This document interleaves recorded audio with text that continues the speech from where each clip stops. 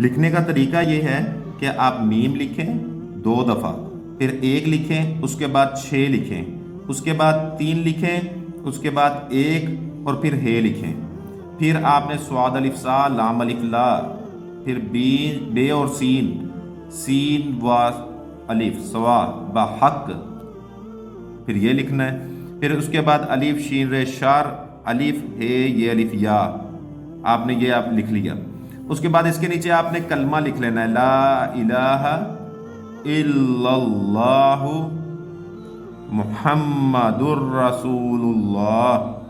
آپ نے یہ لکھ لینا ہے روٹی کے اوپر، جو آپ روٹی پکائیں گے اس روٹی کے اوپر آپ نے یہ پورا عمل لکھ لیا، اس کو اس جگہ پہ رکھ دیں، یعنی یہ جو روٹی ہے جس کے اوپر یہ آپ نے عمل لکھا ہے اس کو اس جگہ پر رکھ دیں جہاں پر چوہے ہیں، یعنی جس کمرے میں ہیں یا جس گودام میں ہیں، جس سٹور میں ہیں، آپ نے یہ روٹی وہاں پر رکھ دینی ہے۔ اور اس عمل کی برکت سے آپ دیکھیں گے کہ چوہے وہاں سے بھاگ جائیں گے، چوہوں کا نام و نشان ختم ہو جائے گا۔